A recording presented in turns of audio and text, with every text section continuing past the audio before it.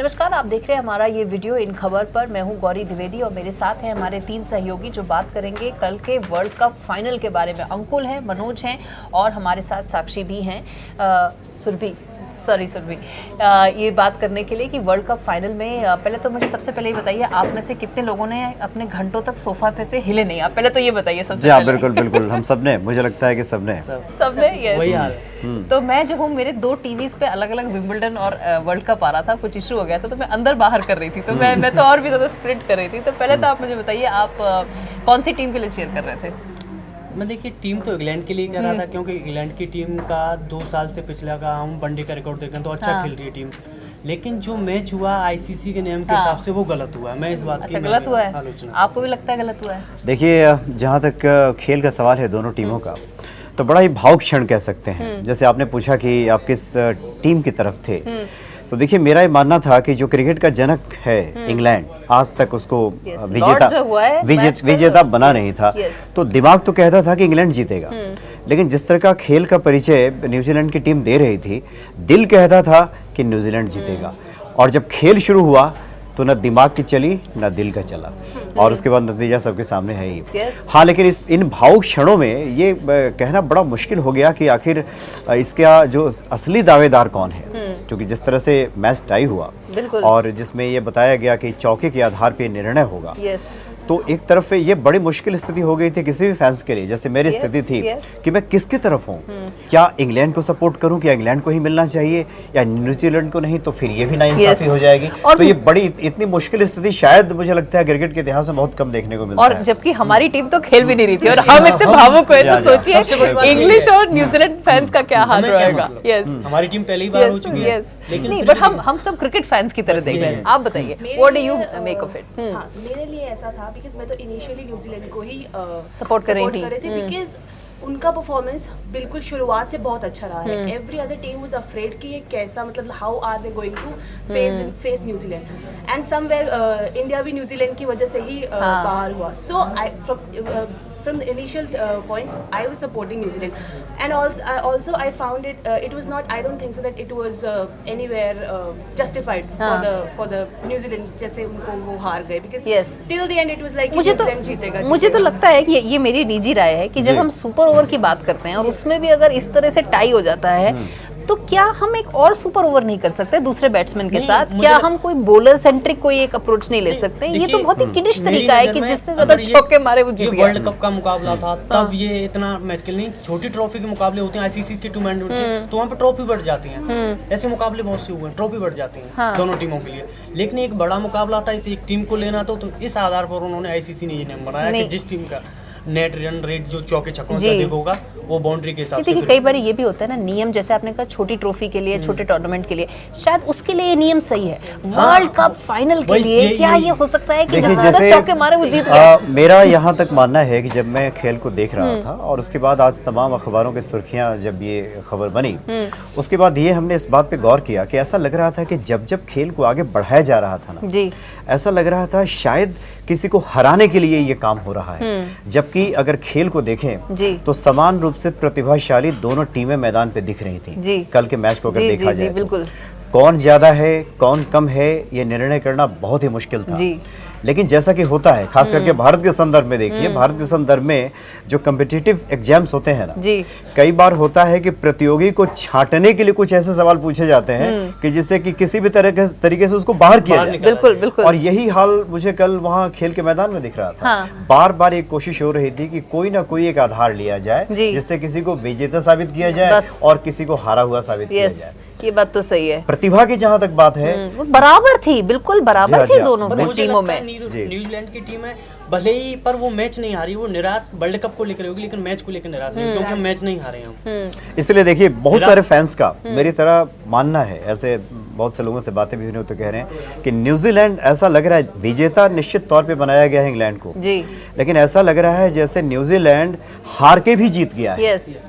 जो हमारी भावनाएं हैं, जो हमारे इमोशंस हैं, एक आम आदमी से अगर पूछा जाए तो वो न्यूजीलैंड की तरफ है। एक आम आदमी यही कह रहा है, एक लेमैन से अगर बात की जाए तो उसका यही कहना है कि ये कौन सा तरीका हो गया कि अगर हराना है, कभी कह दिया कि चौके आपने ज्यादा लगाए। Yes. अगर हो सकता है कि कोई एक दूसरा आता और ये कहता कि फील्डिंग में कौन कितनी बार मैदान पे गिरा, इस टीम के लोग ज्यादा गिरे Yes. तो इनको हरा हुआ मान लिया जाए, और इस टीम के लोग कम गिरे मैदान Yes. पे तो उसको जीता हुआ मान लिया जाए। एंड तो ही नहीं है इस तरह के आर्गुमेंट्स का, कोई एंड ही नहीं है। देखिए people are saying कि काश वो जो लास्ट गुप्टिल हाँ, मार्टिन गुप्टिल का जो रन आउट था वो ना हुआ होता।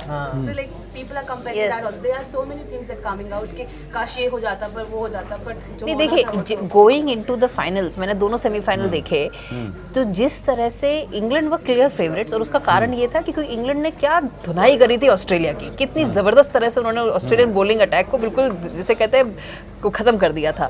बट तो दे वर द फेवरेट्स, बट लेकिन अगर आप देखें जो कंसिस्टेंसी न्यूजीलैंड की टीम ने दिखाई, जैसा उसने इंडियन टीम के अगेंस्ट खेला, एग्जैक्टली वही गेम उन्होंने ब्रॉड रूप से इंग्लैंड के अगेंस्ट भी खेला। तो कंसिस्टेंसी बहुत थी न्यूजीलैंड की टीम में, और मैं बहुत निराश हुई कल की जिस तरह से न्यूजीलैंड की टीम जो और है एक और वो बात हारी। देखने Yes. में निश्चित तौर पे आई, जैसे कि जिस तरह से इंग्लैंड तो खैर बेहतर पहले से ही खेल जी, रहा जी। था, न्यूजीलैंड ने जिस तरीके से वापसी की Yes. सेमीफाइनल मैच के बाद, और उसी को दोहराया उसने फाइनल में। बिल्कुल, बिल्कुल। हालांकि देखिए शुरुआती दौर में कुछ लोगों के साथ जब मैं मैच देख रहा था तो कुछ लोग इंग्लैंड के बेहतर परफॉर्मेंस से नाखुश दिख रहे थे भारत में। उसके पीछे पता है कारण क्या है? लोग कह रहे थे ये वही टीम है जिसने भारत को हराया है सेमीफाइनल में। जी जी जी बिल्कुल। लेकिन ये जो लोगों की मानसिकता थी, Yes. जैसे जैसे न्यूजीलैंड टीम का खेल प्रदर्शन बेहतर होने लगा, लोग भूलने लगे कि ये वही टीम है बिल्कुल। जिसने भारत को हराया है। बिल्कुल। और धीरे धीरे जो सहानुभूति है, और एक बात और गौर करने वाली होगी, जब हम लोग टेलीविजन स्क्रीन पे दोनों टीमों को देखते हैं और खिलाड़ियों के चेहरे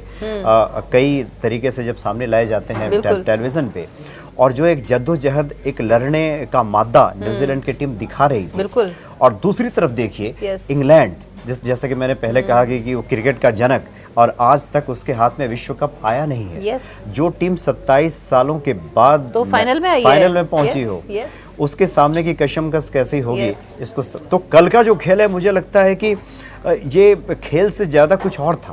बिल्कुल। ये जो कि पूरी तरह से हम लोगों को भावनात्मक तौर पे आंदोलित कर रहा था, बिल्कुल। उद्वेलित कर रहा Yes. था। और आज भी देखिए हम लोग हाँ, चर्चा करने बैठे बिल्कुल हुए चर्चा हैं। कर रहे हैं। हाँ। पर आप मैं ये एक बात जैसे हम ये रैप अप करें वीडियो, उससे पहले मैं ये आप तीनों से राय लेना चाहती हूँ कि मुझे लगता है अगर हम बात करें कि आईसीसी को अपना रूल्स बदलने चाहिए, रिविजिट करने चाहिए, आपका क्या सजेशन होगा? क्योंकि मुझे लगता है फैन से ही सजेशन आएंगे तभी क्रिकेट आईसीसी की कुछ सोचेगा। हम तो एक क्रिकेट फैंस है, लेकिन जिन लोगों ने खेल खेला है क्रिकेट का, गौतम गंभीर, न्यूजीलैंड के पूर्व कप्तान स्टीवन फ्लेमिंग, वो सभी लोगों ने इसकी आलोचना की। माइकल वॉन ने भी बोला है, सभी सबने ने बोला है। आलोचना कर रहे हैं कि ये एक गली क्रिकेट का खेल बना दिया आईसीसी का। क्या मतलब रहा फिर इनका? अगर आप यहाँ बाउंड्री के आधार पर ही निर्णय ले रहे हैं, विश्व कप जैसे टूर्नामेंट का क्या है, बिल्कुल बिल्कुल। तो इस Yes. तरीके से खेल नहीं होना चाहिए। कोई मुझे लगता है। कोई आप अगर कुछ अपनी कोई देना चाहेंगे एक सजेशन कि किस तरह से आगे कभी एक ऐसी इसी तरह की चीज ना दोहराई जाए, देखिए मुझे लगता कोई है एक और तरीका विजेता चुनने का। हाँ है, अगर आपको लगता है कि सुपर ओवर हुआ है तो एक हुआ है तो आप दूसरा करा लीजिए। फिर वहाँ भी अगर फेल होते हैं तो फिर ट्रॉफी बढ़नी चाहिए मेरी नजर में। यस, आपको क्या लगता है? दोनों देखिए दो मौके तो दिए गए, हाँ, दोनों मौके के बाद तीसरा मौका दिया अगर जाता तो बच्चों का खेल हो जाता। अच्छा, जैसे बच्चे लूडो खेलते हैं, कहते हैं नहीं नहीं इस बार नहीं, अब इस बार देखा जाएगा, तो इसमें नहीं तो इस बार अब देखा जाएगा। बेहतर स्थिति मेरे ख्याल से ये लगता है, क्योंकि देखिए विश्व की दो बड़ी टीमें खेल रही थी, बड़ा दिल भी होता है उनका, क्योंकि खिलाड़ी हार और जीत वो समभाव से लेते हैं, जो सच में खिलाड़ी बिल्कुल, होते हैं। यस, फैंस की बात छोड़ दीजिए, तो एक सह विजेता के तौर पे घोषित कर देना चाहिए था, क्योंकि दोनों टीमों का जो प्रदर्शन था वो बेहतर था, और दोनों टीमें इसको बड़े हृदय से स्वीकार भी करती, इसमें कहीं कोई दो राय नहीं थी। इसलिए मुझे लगता है कि आईसीसी ने इसमें अपने छोटे दिल का परिचय दिया है। खिलाड़ियों के सामने ऐसे कोई मुश्किल नहीं थी, सह विजेता घोषित कर देते, हर किसी को स्वीकार होता। बिल्कुल बिल्कुल। मुझे लगता है हॉकी में क्या होता होगा, जब पेनल्टी स्ट्राइक जो होती है एंड में, अगर मान लीजिए बराबर है तो एक्सटेंड करते रहते हैं, एक्सटेंड करते रहते हैं, आगे बढ़ते एग्जैक्टली वो मैं कह रहा हूं ना, एक्सटेंड करते रहते हैं। तो ये इस तरह का हमें भी कुछ एक यस रूल्स में चेंज करना चाहिए। वैसे एग्जैक्टली जो मैं बोलना चाहती थी वो इन्होंने पूरी तरह से बोल दिया है। बट आई गेस अगर हम एक और सुपर ओवर जो इन्होंने कहा, तो आई गेस उस क्रिकेट का गेम भी चलता ही रहेगा, right? There will be no end. So maybe there should be something else, may be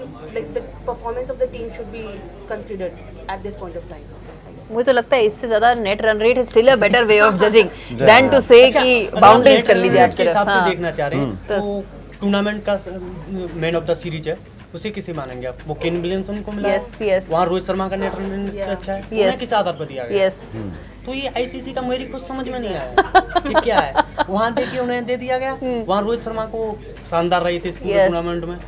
yes अब बताइए वहाँ उनसे कम भी मैच खेले, लेकिन कहते हैं कि इनकी कप्तानी अच्छी है। अब हम कुछ कह नहीं सकते आईसीसी के नियमों में। इसलिए देखिए आखिर में हम तो यही कहेंगे कि एक विजेता के तौर पे मेरे मन में सम्मान है इंग्लैंड के प्रति, यस लेकिन न्यूजीलैंड के प्रति मेरे हृदय में ज्यादा एक तरह से कह सकते हैं कि प्यार है उसके लिए Yes. और नहीं, न्यूजीलैंड सहानुभूति देखो है। पिछले ये हार के भी टूर्नामेंट जीत में गया है Yeah. मैं कहूँगा। यस साल 2015 के टूर्नामेंट में फाइनल में उसे बाहर बट निकला मुझे तो उस टीम लगता को है मुझे लगता है कि जब हम अभी हम रैप अप कर रहे हैं, सजेशंस हमने दिए और जो हमारे दर्शक हैं वो भी सजेशंस दे सकते हैं अपने कमेंट सेक्शन में, पर मुझे लगता है कि इंग्लैंड का इस वक्त वर्ल्ड कप जीतना इसलिए भी ज़रूरी है क्योंकि उनके देश में क्रिकेट को रिवाइव करने के लिए एक बहुत ज़रूरी बात है। मैं दर्शकों को बताऊं, आपको बताऊं और इससे रैप अप करें कि जो विमेंस फुटबॉल वर्ल्ड कप हुआ है अभी इंग्लैंड में, उसकी टीआरपी क्रिकेट वर्ल्ड कप से दोगुनी थी। तो आप ये समझिए कितना बड़ा चैलेंज क्रिकेट के रिवाइवल का इस वक्त इंग्लैंड में भी है, जो नहीं, शायद वो मैं बहुत मानता मायने रखता है उनके जी, जीतने जी, के वो बाद। मैं अब। मानता हूँ इधर अपने एशिया में क्रिकेट Yes. फॉलोइंग बहुत अधिक Yes.